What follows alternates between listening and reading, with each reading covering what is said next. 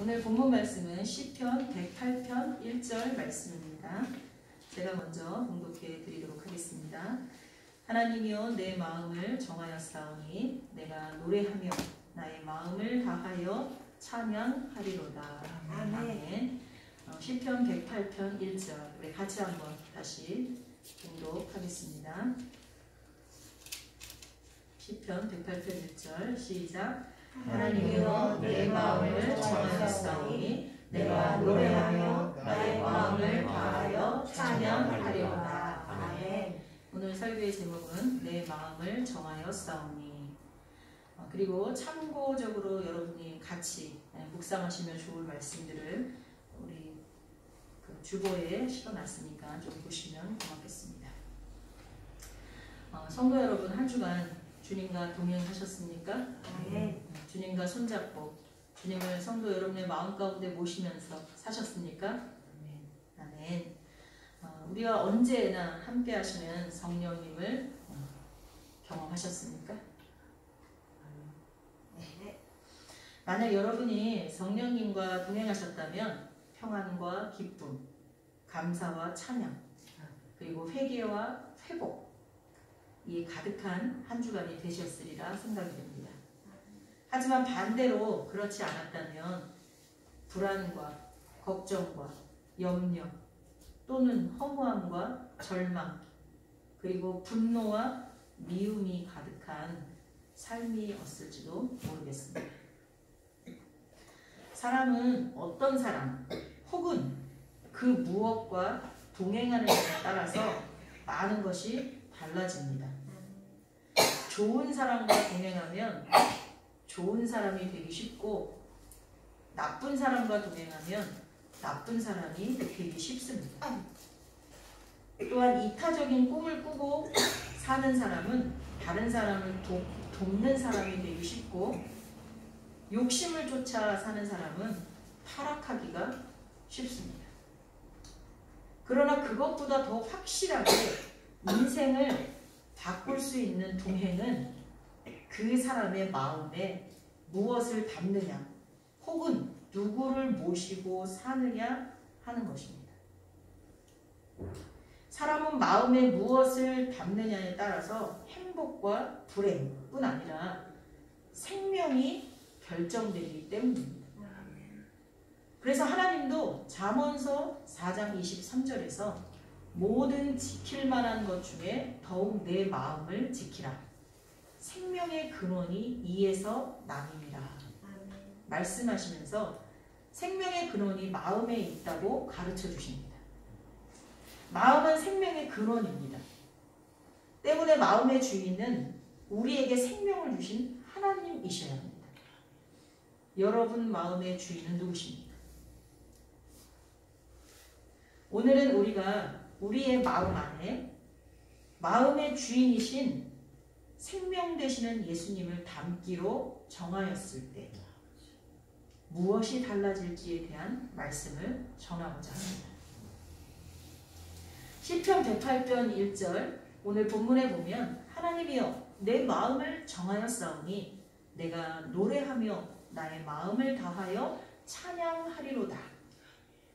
여기서 정하였사오니에 해당하는 히브리어 쿠는 그 기본 의미가 똑바로 서다, 결심을 하다, 확정하다 이지만 여기서는 여호와께 온 마음과 뜻과 정성을 집중하기로 결심한다라는 뜻입니다. 즉 시편 108편을 쓴 다윗은 자신의 마음을 하나님께로 집중하겠다고 말하고 있는 것입니다. 다시 말하면 자신의 마음 안에 그 마음의 주인이신 하나님만을 담겠다라고 말하고 있는 것입니다. 이 시편을 쓸 때의 다윗은 결코 안전하거나 평안한 때가 아니었습니다. 이 108편 후반에 보면 하나님이여 주께서 우리를 버리지 아니하셨나이까. 하나님이여 주께서 우리의 군대들과 함께 나아가지 아니하시나이다. 이 말이 나와요. 전쟁 중에 공경에 처하였는데 하나님이 함께하지 않았다. 끝났다고 원망하는 대목이에요. 이것을 통해서 다윗이 어떠한 공경에 처해 있는지 알 수 있습니다. 우리도 공경에 처해서 하나님 도와주세요 도와주세요 하는데 아무 응답이 없을 때, 하나님이 가까이 느껴지지 않을 때 이런 원망을 하잖아요. 하나님 도대체 어디 계십니까? 왜 내 기도를 안 들어주십니까? 다윗이 지금 그런 상황이에요. 이 전쟁 중에 이 시의 배경은 사무엘하 8장과 역대상 18장과 관련이 있는데, 다윗이 여러 전쟁을 하고 있었어요. 근데 북쪽에 있는 그 나라들과 여러 나라들과 싸워서 승리를 거두고 있었어요. 그런데 갑자기 남쪽에서 에돔이 이스라엘을 침략한 거예요. 이로 인해서 다윗의 군대는 북쪽에서 얻은 모든 전과를 위태롭게 하는 새로운 전쟁의 국면에 직면하게 된 것입니다. 위쪽에서 잘 싸고 있었는데 생각지도 못한 아래쪽에서 침략을 받은 거죠. 그렇게 위쪽에서 승리한 것들이 이제 아무 의미가 없게 될 그런 상황에 지금 처해 있는 거예요. 그때 다윗이 이 시를 쓴 거죠. 이런 상황에서 다윗과 그의 군사들은 혼란과 두려움과 원망과 절망에 휩싸였을 것입니다. 그럼에도 다윗은 하나님께 집중하기로 했다고 지금 선포하는 거예요. 내가 이 문제와 이 상대 적군들과 그들에게 내 마음을 빼앗기지 아니하고 내가 하나님께 집중하겠다, 이렇게 선포하고 있는 것입니다. 다윗은 그렇게 했어요. 그랬을 때 결국 전쟁에서 이길 수 있었습니다. 하나님의 인도하심을 확신할 수 있었어요. 그리고 전쟁에서 승리하게 됩니다. 우리는 무엇을 하든 설사 그것이 전쟁이라고 해도 우선 마음을 집중하는 것이 중요합니다. 잠언 25장 28절에 자기의 마음을 제어하지 아니하는 자는 성읍이 무너지고 성벽이 없는 것과 같으니라. 마음이 한 곳에 집중될 때, 내 마음을 제어할 수 있을 때 성읍도 지키고 성벽도 지켜서 그 다음 단계로 나아갈 수 있는 것입니다. 그런데 여기서 한 가지 중요한 것은 그 마음이 어디로 집중하냐에 따라서 우리가 나아가는 방향이 달라진다는 것입니다. 우리의 마음을 하나님께 집중하기로 정하면 우리는 하나님을 경험하게 되고 결과적으로 그분과 동행하게 됩니다. 그러나 반대로 우리의 마음을 세상으로 집중하게 되면 세상을 흔들고 있는 마귀를 경험하게 될 것입니다. 그리고 결국에는 마귀와 동행하면서 사는 삶을 살게 됩니다. 그러나 만약 우리가 마음을 어느 것으로도 집중하지 못한다면, 내가 하나님께 집중하면 하나님을 경험하고 그분과 동행하는 삶을 살겠지만, 내 마음을 세상에 집중하면 세상을 흔들고 있는 마귀를 경험하게 되고 마귀와 동행하는 삶을 살게 된다는 거예요. 그렇지만 세상도 하나님께도 마음을 두지 않고 어느 곳에도 집중하지 못하고 있다면 우리는 아프게 된다는 거예요. 마음이 아프든 몸이 아프든 영적으로 병들든 아니면 영육 혼이 모두 병들 것이라는 거예요.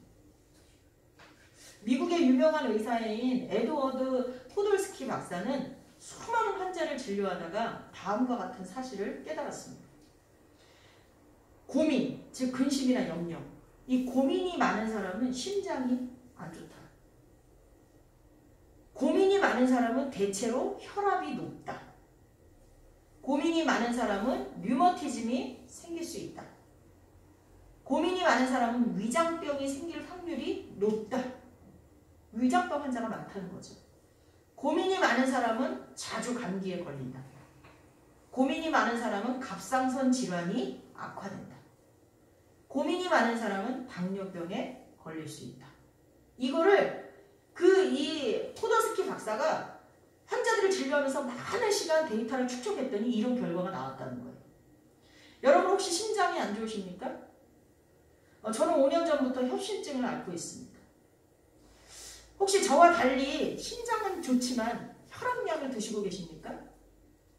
아니면 위장병이나 류머티즘이나 그걸 앓고 계신 분들이 계십니까? 그것도 아니면 갑상선 질환이나 당뇨병에 고생하고 계십니까? 만약 그렇다면 여러분도 고민이 많은 사람입니다. 염려가 많은 사람이라는 거예요. 현대인들은 어린아이부터 어른에 이르기까지 겉보기는 멀쩡한데 한 가지 이상씩 질환을 앓고 있는 사람들이 많습니다. 우리 여기에 온 막내도 한 가지 질환을 앓고 있어요. 제가 알고 있죠. 왜 기도해요. 그것은 아마도 먹을거리나 환경에 많은 문제들이 발생하고 있기 때문일 것입니다.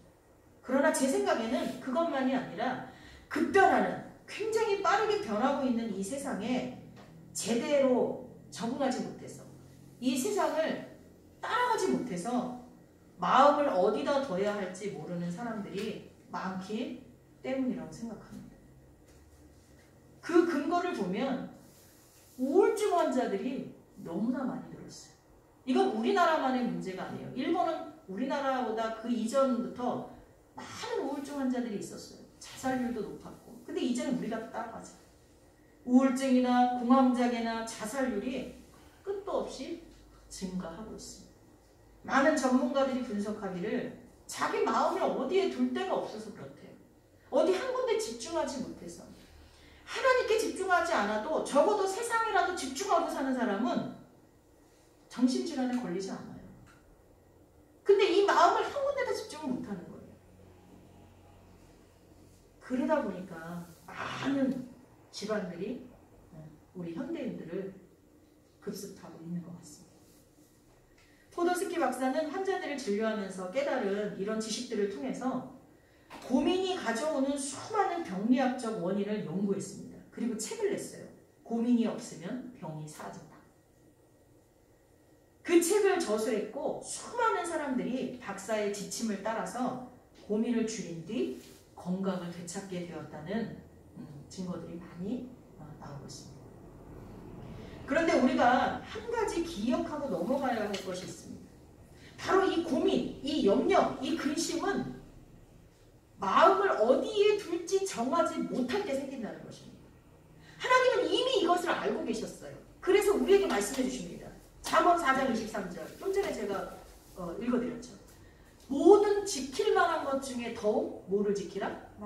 내 마음을 지키라. 생명의 근원이 이에서 나느니라.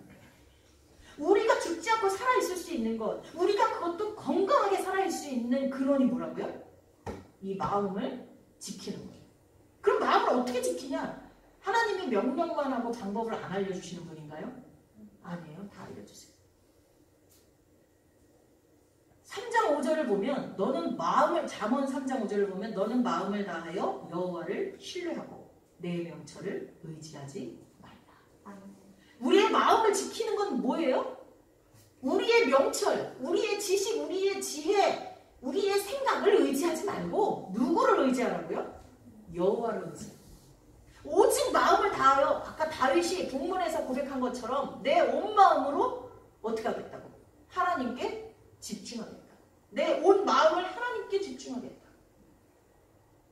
그게 바로 마음을 지키는 방법이라는 거예요.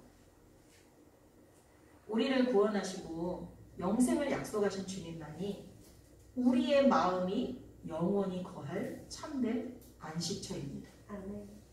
그럼에도 불구하고 만약 우리가 주님이 가르쳐 주시는 이 말씀들을 무시하고 지키지 않는다면, 그래서 우리의 마음이 하나님께 집중되지 못한다면, 즉 우리의 마음에 하나님을 주인으로 모셔드리지 못한다면 우리는 하나님이 이미 말씀하신 대로 잠언 12장 25절 근심이 사람의 마음에 있으면 그것으로 번뇌하게 되나 선한 말은 그것을 즐겁게 하느니라. 잠언 15장 13절 마음의 즐거움은 얼굴을 빛나게 하여도 마음의 근심은 심령을 상하게 하느니라.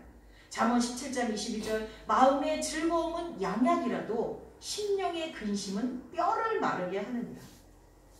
이렇게 이미 말씀하신 대로 번뇌가 쌓이게 되고 심령이 상하게 되고 얼굴빛이 어두워지고 우리들의 뼈들은 마르게 될 것입니다. 우리의 영과 육과 혼이 병들게 될 것이라는 거죠. 김장한 목사님은 그에 져서 김장한 목사와 함께 건강생활 365일이라는 책에서 이렇게 권고하고 있습니다.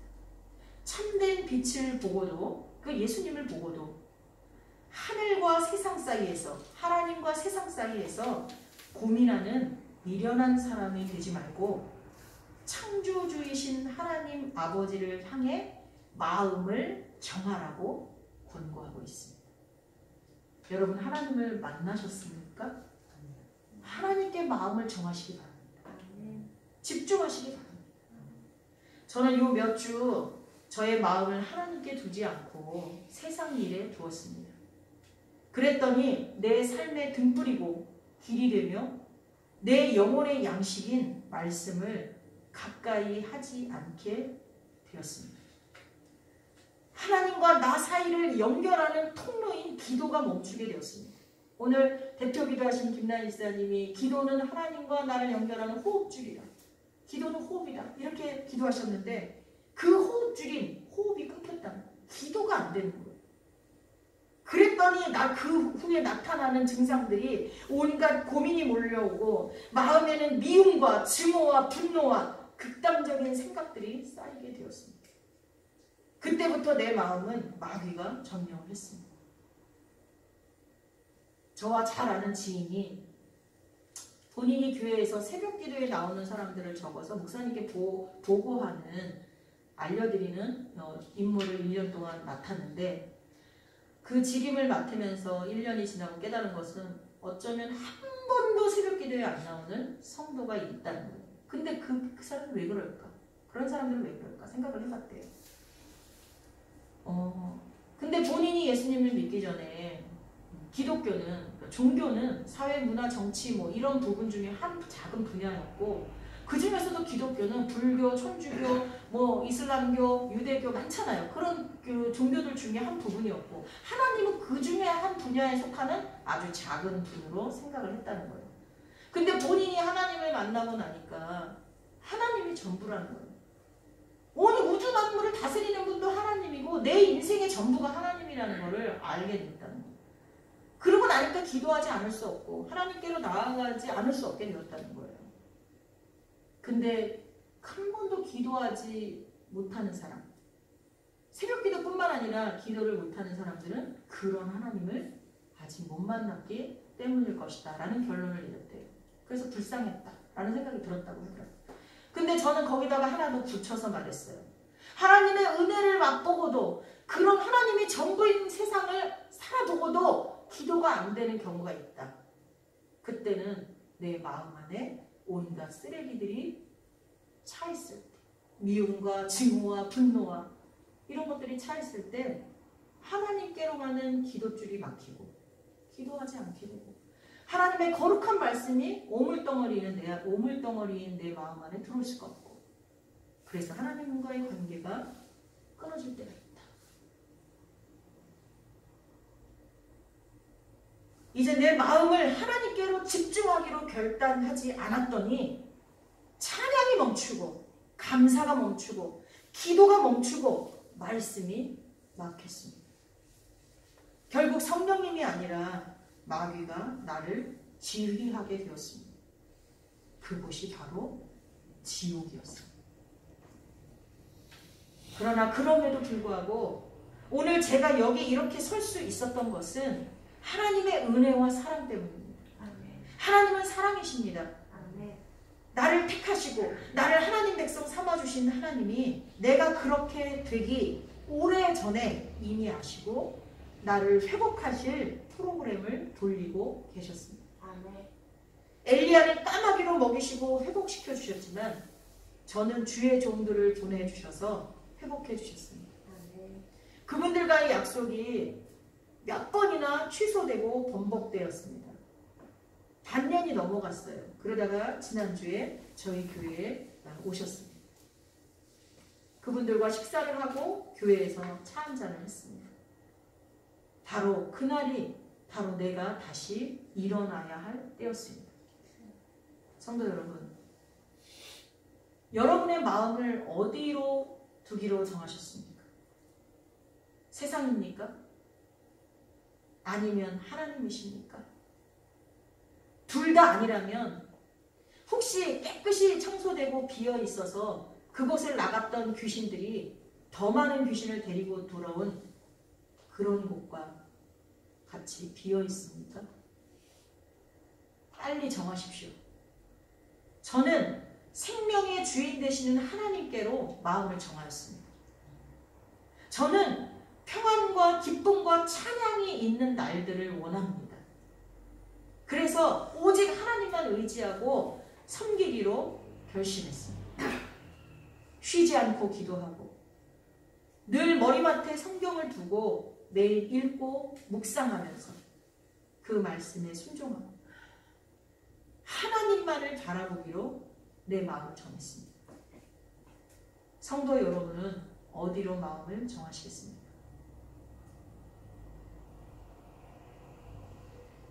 어디로 그 마음을 정하시든 그 뒤에 따르는 일들에 대한 책임도 함께 져야 할 것입니다.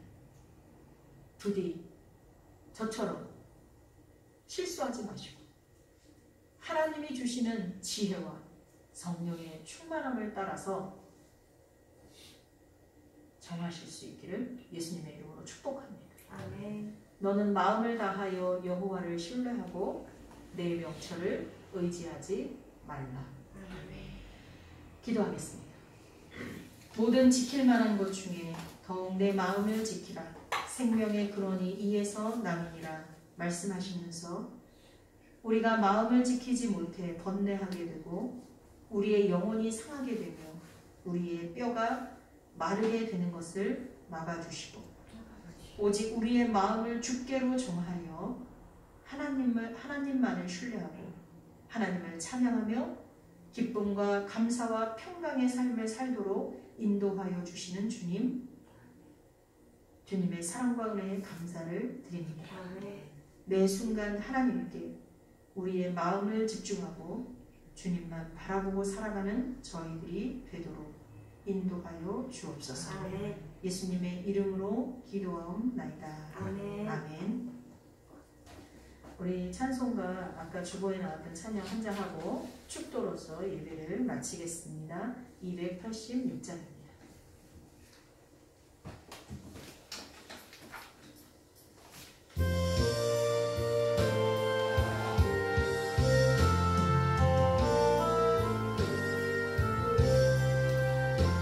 주 예수님 내 맘에 오사 날 붙들어 주시고 내 마음에 새 힘을 주사 늘 기쁘게 하소서.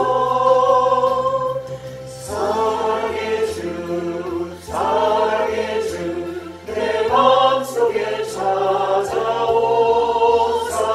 내 모든 죄 사하시고 내 상한 감 보시소서.